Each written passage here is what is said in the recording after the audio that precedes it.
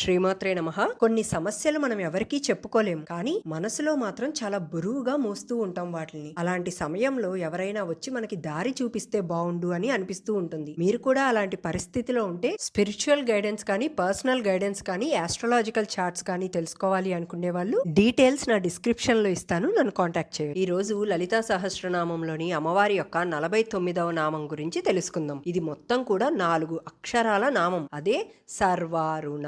ఈ నామంతో అమ్మవారికి నమస్కరించుకునేటప్పుడు సర్వారుణాయై నమః అని చెప్పుకోవాలన్నమాట. ఇప్పుడు దీనికి అర్థం ఏంటో తెలుసుకుందాం. సర్వారుణ అంటే సర్వ మరియు అరుణ, దానినే ఇక్కడ సర్వారుణ అన్నారనమాట. అంటే సర్వము అరుణవర్ణంగా భాషించుచున్నది అని అర్థం వస్తుంది. ఈ నామంలో సర్వారుణ అంటే సర్వ అనే పదాన్ని కానీ చూసినట్లయితే సాధారణంగా మనం సర్వం అంటే ఏమనుకుంటాం, అంతా అని అనుకుంటూ ఉంటాం. కానీ ఇక్కడ సర్వం అంటే కేవలం అన్ని అని కాదు, దీనికి భిన్నంగా మరొకటి లేదు అని అర్థం వస్తుందన్నమాట. అంటే సృష్టిలో కనిపించే ప్రతి జీవి, ప్రతి లోకం, ప్రతి దేవత, ప్రతి శక్తి, ప్రతి ఆలోచన, ప్రతి చైతన్యం ఇవన్నీ వేరువేరుగా కనిపిస్తున్నా వాటిల్లోని అంతర్లీనంగా ఉన్న పరాశక్తి మాత్రం ఒక్కటే. అందుకే అమ్మవారిని ఇక్కడ సర్వం అన్నారు. అంటే సృష్టిని పుట్టించేది తానే, పోషించేది తానే, లయపరిచేది కూడా తానే. అంటే కర్త తానే, భర్త తానే, హర్త తానే, సగుణ బ్రహ్మం కూడా తానే, నిగుణ బ్రహ్మం కూడా తానే అని అర్థం వస్తుంది అనమాట ఇక్కడ సర్వ అనే పదానికి. తర్వాత ఏమన్నారు, అరుణ.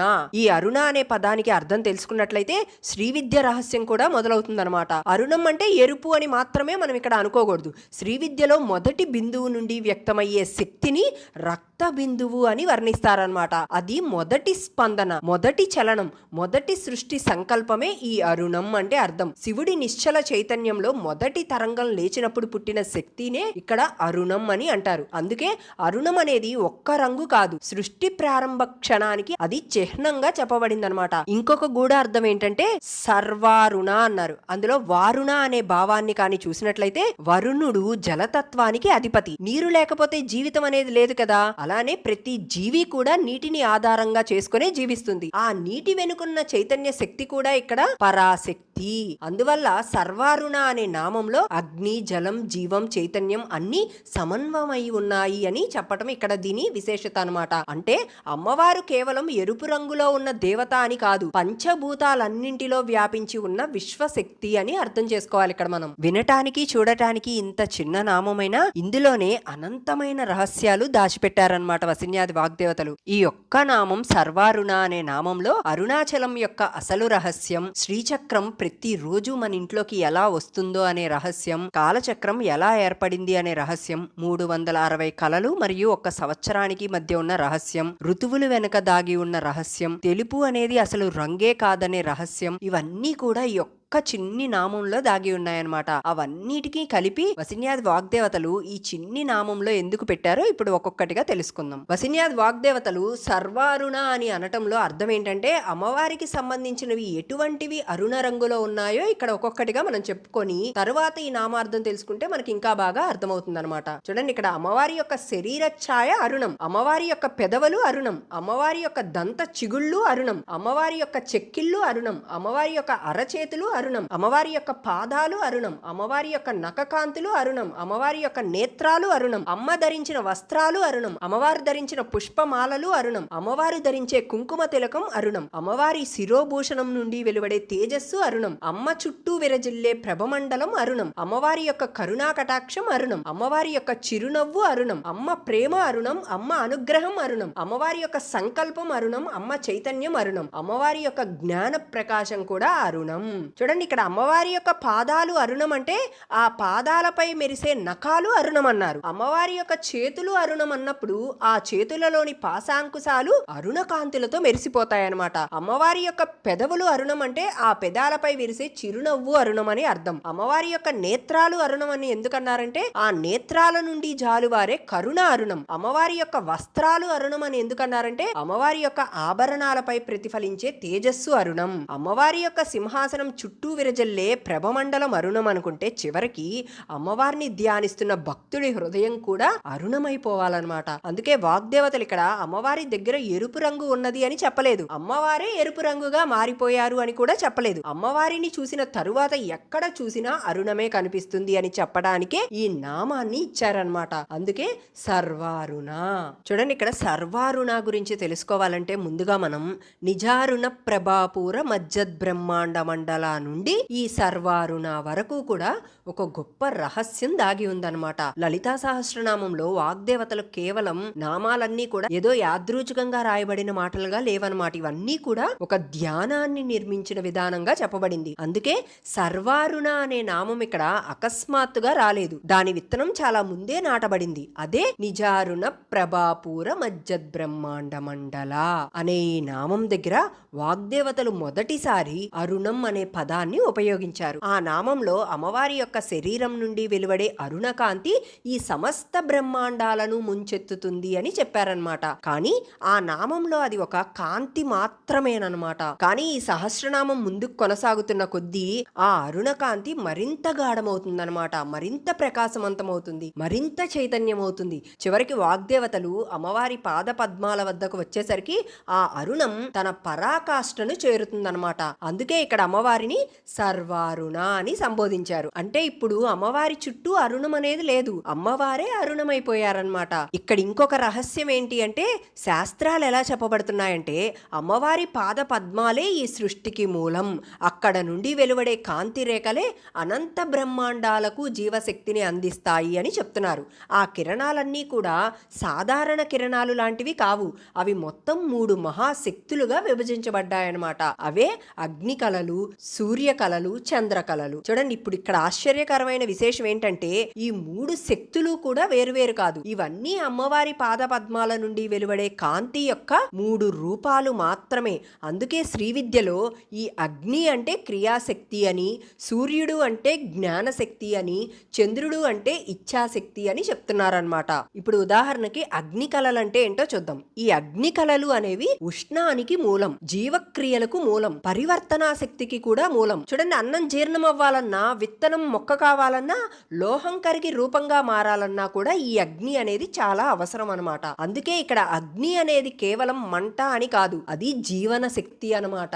అలానే సూర్యకళలు కూడా. చూడండి, సూర్యకళలు అంటే దృష్టికి మూలం, జ్ఞానానికి మూలం, ఇవి కాలచక్రానికి కూడా మూలం. సూర్యుడు లేకపోతే పగలుండదు, దిక్కులుండవు, కాలం కదలదు, జీవితం కూడా ముందుకు సాగదనమాట. అలానే చంద్రకళలు. ఈ చంద్రకళలు అనేవి మనసుకు మూలం, భావోద్వేగాలకు మూలం, శాంతికి మూలం. మనిషి శరీరానికి సూర్యుడు ఎంత అవసరమో మనసుకి చంద్రుడు కూడా అంతే అవసరం అనమాట. అందుకే వేదం ఏం చెప్తుందంటే చంద్రమా మనసో జాతః అని చెప్తుందనమాట. అందుకే శ్రీ విద్యలో కూడా ఈ క్రియా జ్ఞాన ఇచ్ఛాశక్తులకి ఈ అగ్ని, సూర్యుడు, చంద్రుడు అని చెప్తున్నారనమాట.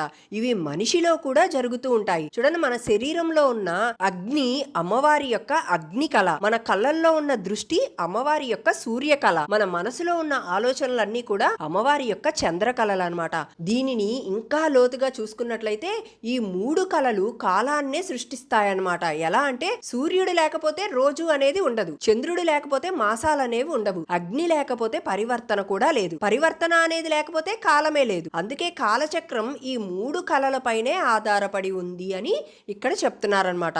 శ్రీ విద్యలో రహస్యాలు కూడా ఇలానే ఉన్నాయి. చూడండి, ఒక గణన ప్రకారం అగ్ని కళలన్నీ కూడా 108, సూర్య కళలన్నీ కూడా 116, చంద్ర కళలన్నీ కూడా 136. ఇవి మొత్తం కలిపితే 360 కళలు అనమాట. ఈ 360 అనే సంఖ్య ఇక్కడ యాదృచ్ఛికంగా వచ్చినది కాదు, ఇది ఒక సంపూర్ణ వృత్తం అనమాట. అంటే ఒక సంపూర్ణ కాలచక్రం అని. ఇది మొత్తం కూడా ఒక సంవత్సరానికి రహస్యం అనమాట. అందుకే ప్రాచీన ఋషులందరూ కూడా 360 అంటే కాలపురుషుని యొక్క సంపూర్ణ స్వరూపం అని చెప్పారనమాట. అటువంటి 360 కళలే ఋతువులుగా వ్యక్తమయ్యాయి. చూడండి, అగ్ని ప్రభావం పెరిగితే గ్రీష్మ ఋతువు, చంద్ర ప్రభావం పెరిగితే శిశిరం, సూర్య జల సమన్వయం జరిగితే వర్షాకాలం. అందుకే ఋతువులు కూడా అమ్మవారి యొక్క శక్తి ప్రవాహాలే. అంటే మనం చూస్తున్న ఈ కాలం స్థలం, మనం చూస్తున్న ఈ సూర్యుడు, మనం చూస్తున్న ఈ చంద్రుడు, మనలో మండుతున్న అగ్ని, ఇవన్నీ కూడా వేరువేరు కాదు, అమ్మవారి పాద పద్మాల నుండి వెలువడే ఈ అరుణ కిరణాలేనమాట. అందుకే వాగ్దేవతలు ఇక్కడ సర్వారుణ అనే నామంతో ఒక అద్భుతమైన ముగింపుని ఇచ్చారు. ఎందుకంటే అమ్మవారి పాదాల దగ్గరికి వచ్చేసరికి అక్కడ కేవలం ఒక దేవతా మూర్తి కనిపించదు మనకి. అక్కడ ఏం కనిపిస్తుంది అంటే అక్కడ నుంచి ఒక కాలం అనేది పుడుతుంది, అక్కడ నుంచి లోకాలు పుడతాయి, అక్కడ నుంచి సూర్యుడు పుడతాడు, అక్కడ నుంచి చంద్రుడు పుడతాడు, అక్కడ నుంచే అగ్ని కూడా పుడుతుంది, అక్కడి నుంచే జీవం పుడుతుంది, చివరికి అక్కడి నుండే ఈ బ్రహ్మాండం కూడా పుడుతుందన్నమాట. అందుకే నిజారుణ ప్రభాపూర మజ్జద్ బ్రహ్మాండ మండల అనే ఈ నామం వద్ద ప్రారంభమైన ఈ అరుణకాంతి సర్వారుణ వద్ద తన పరమ పూర్ణత్వాన్ని పొందుతుందన్నమాట. ఇప్పుడు అరుణం అంటే ఇక్కడ కేవలం ఒక రంగు అని కాదు, అది ఏమని గుర్తించాలి మనం, అది ఒక కాలం, అది ఒక చైతన్యం, అది ఒక జీవశక్తి, సృష్టి, జగత్తుకు మూలమైన శ్రీమాత యొక్క పాద పద్మాల నుండి ప్రవహించే అనంత పరాశక్తి అని మనం ఇక్కడ గ్రహించుకోవాలన్నమాట. సర్వారుణ అనే నామాన్ని పైపైన చూస్తే అమ్మవారు పూర్తిగా అరుణవర్ణంలో ఉన్నారని మాత్రమే మనకు అనిపిస్తూ ఉంటుంది. కానీ శ్రీవిద్య దృష్టిలో చూస్తే మాత్రం ఈ నామం కేవలం ఒక రంగు గురించి చెప్పడం కాదు, ఇది సృష్టి మొత్తం ఎలా ఉద్భవించిందో చెప్పే మహా రహస్యమైన నామం అన్నమాట. చూడండి, ఇక్కడ అరుణం అంటే కేవలం ఎరుపు రంగు అని మాత్రమే కాదు, అరుణం అంటే శక్తి. ఎందుకంటే ఎరుపు రంగు మనకి కనిపిస్తుంది కాబట్టి, అది వ్యాపిస్తుంది, తన ఉనికిని కూడా తెలియజేస్తుంది. అందుకే శాస్త్రాలు ఎరుపు రంగును శక్తి స్వరూపంగా వర్ణించారన్నమాట. అమ్మవారి అరుణవర్ణం అంటే ఆమె నిరంతరం సృష్టిగా, కరుణగా, ప్రేమగా, చైతన్యంగా వ్యాపిస్తూ ఉండే శక్తి అని అర్థం వస్తుంది. అయితే ఈ శక్తి ఎక్కడి నుండి వచ్చింది అన్నప్పుడు ఇక్కడే శివతత్వం కూడా ప్రవేశిస్తుంది అనమాట. చూడండి, ఉదాహరణకి మనం ఒక దీపాన్ని చూస్తే రెండు విషయాలు కనిపిస్తాయి. ఒకటి జ్యోతి, రెండవది ఆ జ్యోతి నుండి వెలువడే వెలుగు. ఇప్పుడు ఈ జ్యోతి గురించి తెలుసుకుంటే జ్యోతి ఒకే చోట స్థిరంగా అలానే ఉంటుంది, కానీ ఆ వెలుగు మాత్రం అన్ని వైపులా వ్యాపిస్తూ ఉంటుంది. ఇక్కడ శివుడు ఆ జ్యోతి లాంటి వాడనమాట, అమ్మవారు ఆ వెలుగు లాంటిది. అందుకే శివుడిని ఇక్కడ అచలుడు, నిశ్చలుడు, మార్పు లేనివాడు అని అంటారు. అందుకే ఆయన ప్రకాశం, జ్యోతి చైతన్యానికి మూలం అని అంటారనమాట. కానీ ఆ జ్యోతి తనను తాను అనుభవించుకోవాలంటే లేదా సృష్టిగా విస్తరించాలంటే ఇక్కడ శక్తి అనేది అవసరం. ఆ శక్తి ఎవరిక్కడ అంటే లలితాంబిక.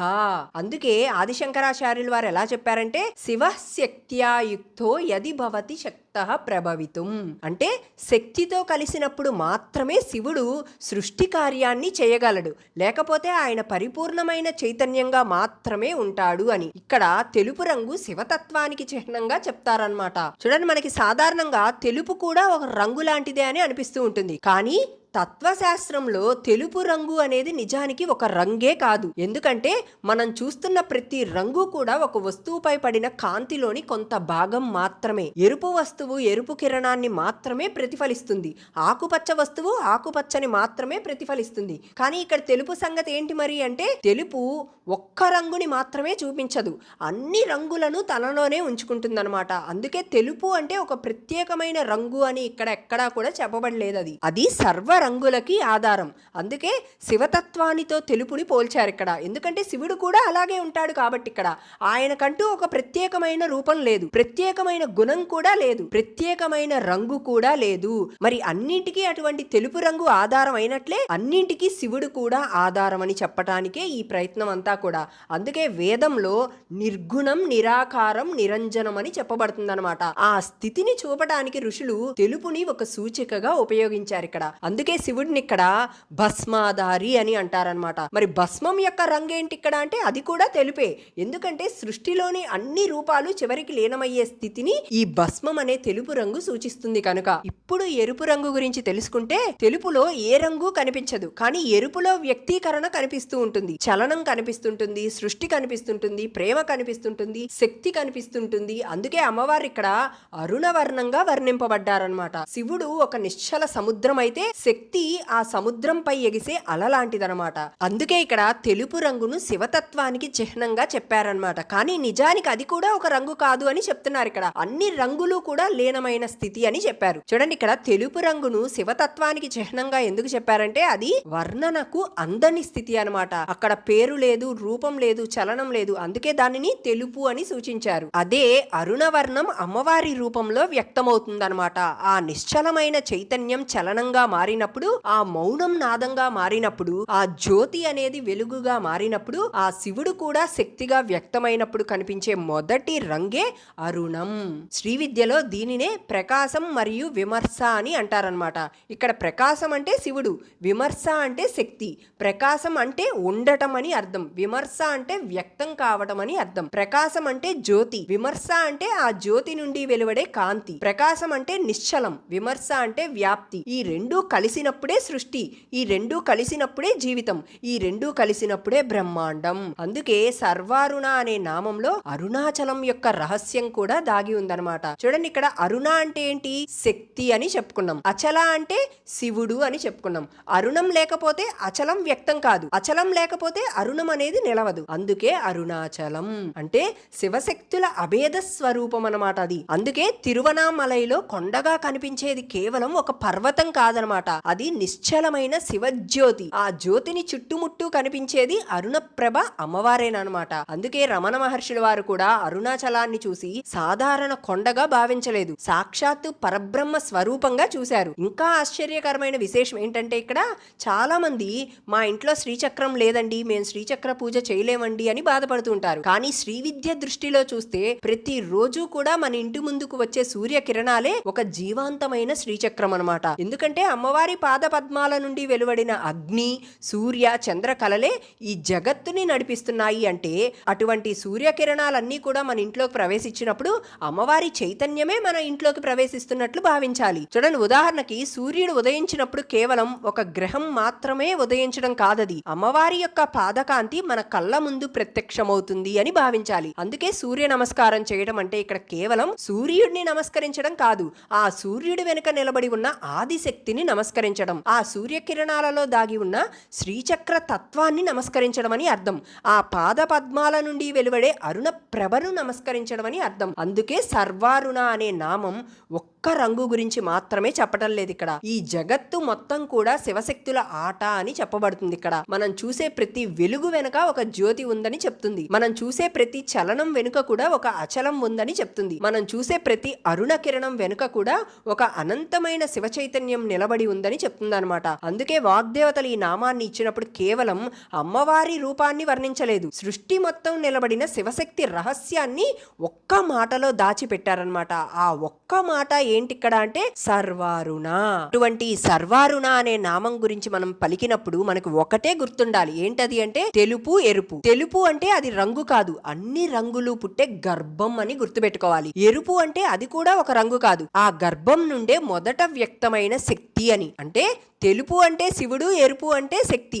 తెలుపు అచలమైతే ఎరుపు అరుణం అవుతుంది, ఈ రెండూ కలిసినప్పుడు ఏర్పడేదే అరుణాచలం. అందుకే ఈ సర్వారుణ అనే నామం వినగానే మనకి ఎలా అర్థం అవ్వాలంటే, కనిపించే శక్తి వెనుక కనిపించని శివుడి గురించి కూడా చెప్పే నామమే ఈ సర్వారుణ.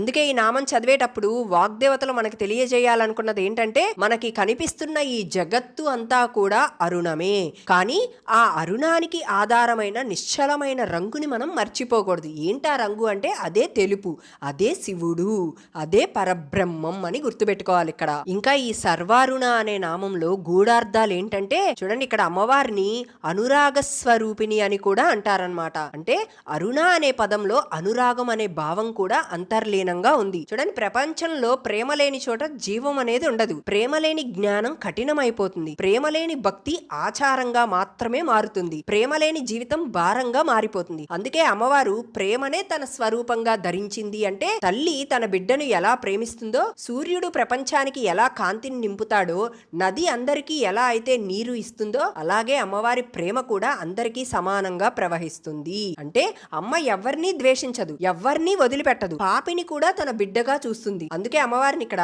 అనురాగప స్వరూపిణి అని అంటారనమాట. ప్రతి భక్తుడు ఎలా తెలుసుకోవాలి సర్వారుణ గురించి అంటే, సర్వం అమ్మవారే, అరుణం అమ్మవారే, చైతన్యం అమ్మవారే, అమ్మవారే, జ్ఞానం అమ్మవారే, అనురాగం అమ్మవారే, ఆనందం కూడా అమ్మవారే. ఈ జగత్తులో కనిపించే ప్రతి స్పందన వెనుక ఉన్న పరాశక్తి కూడా లలితాంబికే. ఈ ఒక్కటి గ్రహించుకొని ఈ సర్వారుణ అనే నామాన్ని ఎవరైతే ధ్యానం చేయగలుగుతారో వారి లోపల ఉన్న పరబ్రహ్మ స్వరూపాన్ని వాళ్ళు అనుభవించగలుగుతారనమాట. అది ఈ నామానికి అర్థం. రేపు మరొక నామం గురించి తెలుసుకుందాం. మీ అందరికీ కానీ నా వీడియోస్ నచ్చినట్లయితే లైక్ చేయండి, షేర్ చేయండి, కామెంట్ చేయండి. అలానే నా ఛానల్ని సబ్స్క్రైబ్ చేసుకోండి. శ్రీమాత్రే నమః.